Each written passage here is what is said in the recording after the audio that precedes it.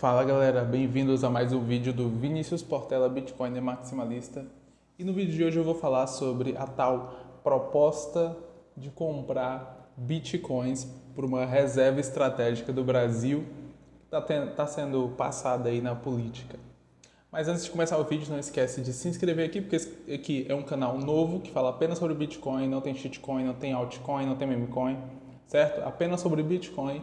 Então se inscreve aí se você gosta desse assunto e deixa aquele like. Então vamos começar a falar sobre esse assunto.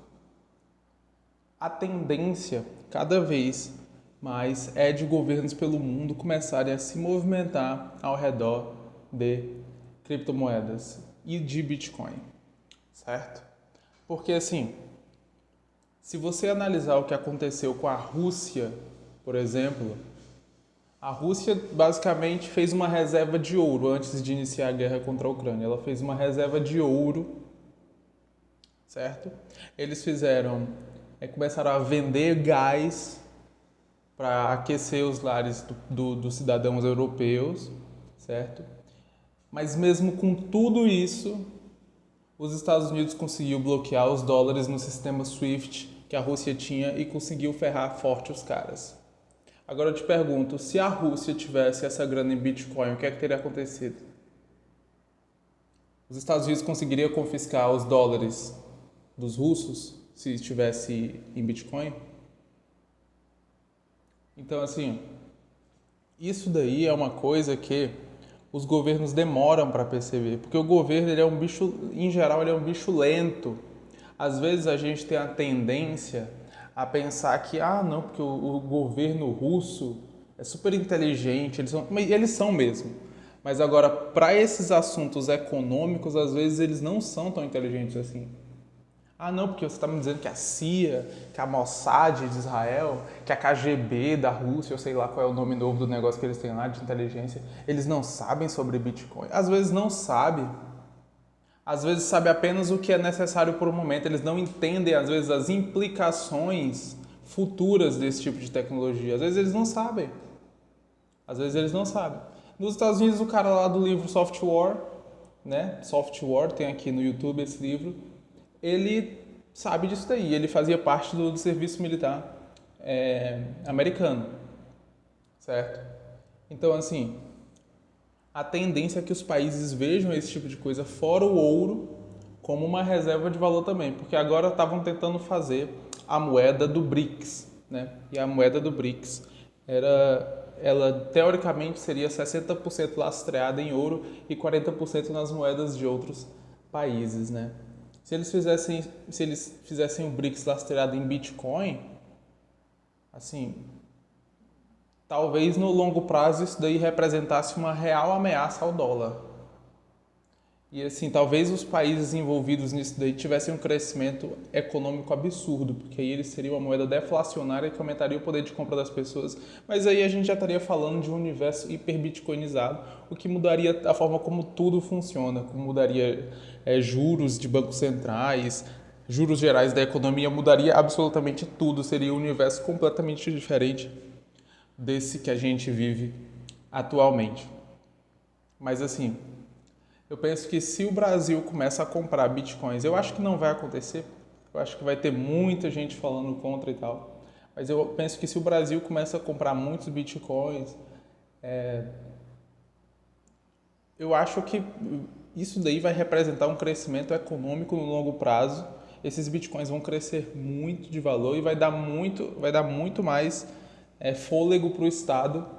Então, assim, esse é um dos motivos que eu acho que o Bitcoin não vai ser proibido pelos estados. Ele pode até confiscar os que estão em custódia corporativa, né? Como eles fizeram lá em 1933 com o ouro, né? Quando os Estados Unidos estavam passando pela crise de 29, né? Eles tiveram aquele New Deal, então eles acabaram confiscando todo o ouro que estava na mão das pessoas em custódia corporativa e acabaram dobrando a base monetária deles, né? Dobrando o significado do lastro, ou seja, os Estados Unidos conseguiu dobrar o Estado americano conseguiu dobrar a sua receita na canetada. confiscando o ouro da galera. Eu acho que é possível que isso aconteça com Bitcoin também. Essa é uma tese que já foi levantada por algumas pessoas. Pode ser que no futuro a gente não só veja países e estados comprando Bitcoin a rodo, como a gente veja ele tomando o Bitcoin, confiscando o Bitcoin das pessoas, o Bitcoin que está em custódia corporativa. Certo? Isso daí vai ser usado como uma espécie de arma de guerra, da mesma forma que o ouro foi usado na Primeira e na Segunda Guerra Mundial. Porque naquela época, mesmo alguns países não tendo mais o padrão ouro, ou seja, os países da Primeira e da Segunda Guerra, não necessariamente todos usavam lastro em ouro. Muitos deles já tinham se dobrado a moeda fiduciária. Mas o negócio é que os países entre eles trocavam em ouro. Então os países da Europa trocavam em ouro. Aí chegou um ponto que os Estados Unidos falou: não, é o seguinte, usem dólares, que a gente, qualquer coisa, a gente dá ouro para vocês. Acabou que todo mundo deu ouro para os Estados Unidos e depois de um tempo os Estados Unidos não devolveu mais. Né? E acabou em 1971 com o Nixon falando: então, a gente não vai devolver o ouro de vocês e vocês se lascaram mesmo e não vão devolver seu ouro e vocês que vão usar nosso dólar inflacionado por nós. Não à toa eles criaram o euro depois para poder se livrar disso daí, né?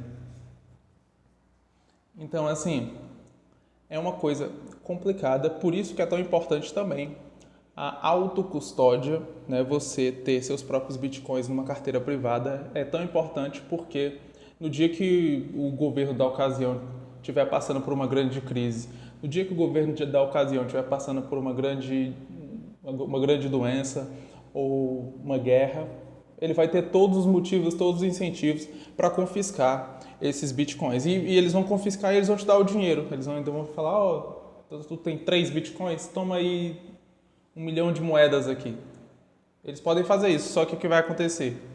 Logo depois o preço naturalmente vai aumentar porque o Bitcoin é uma moeda deflacionária. Quer dizer, não, é isso mesmo, é uma moeda deflacionária. Então, ela vai ter esse efeito. Então, o que acontece? Os países irão fazer isso. Muito provavelmente, mais cedo ou mais tarde. Não acho que todos irão fazer, não acho que todos. Eu acho que da mesma forma que hoje existem infernos fiscais, como o Brasil, onde todo o sistema tributário é extremamente rígido, engessado, complexo, difícil, que você precisa contratar contadores, advogados e tal, para poder ter os tributos da tua empresa. Da mesma forma, existem lugares onde é muito fácil lidar com a questão tributária. Existem países onde é muito fácil. Então eu acho que com o Bitcoin vai ser do mesmo jeito. Vai ter países onde basicamente é proibido você ter Bitcoin e o governo vai confiscar todo o teu, e vai ter aqueles que vai ser muito fácil ter. Muito provavelmente serão países pequenos, tipo El Salvador, Ilhas Caimã, talvez alguns paraísos fiscais. Muito provavelmente esses países vão ser bem receptivos a Bitcoin, porque quando você tem um país de população pequena e essa população pode sair muito fácil, os incentivos dos governantes são de trazer o máximo possível de pessoas e de economia de outros lugares para poder manter uma população, né? Esses são os incentivos. Claro que dependendo da situação pode não acontecer. Cuba, por exemplo, está perdendo um pedação da sua população, né? Então é isso. Eu acho que a tendência é que os governos comprem cada vez mais. Eu acho que o Brasil não irá comprar, porque eu acho que políticos em geral eles são muito incompetentes e os do Brasil são mais ainda do que a média. E eu acho que eles não vão ter essa sacada. Se tiverem, vai ser até um pouco engraçado. Eu vou achar até um pouco diferente. Mas é isso. Esse foi o vídeo de hoje. Não esquece de se inscrever aqui se você quer saber sobre assuntos que envolvam Bitcoin e de deixar o like. Valeu, falou!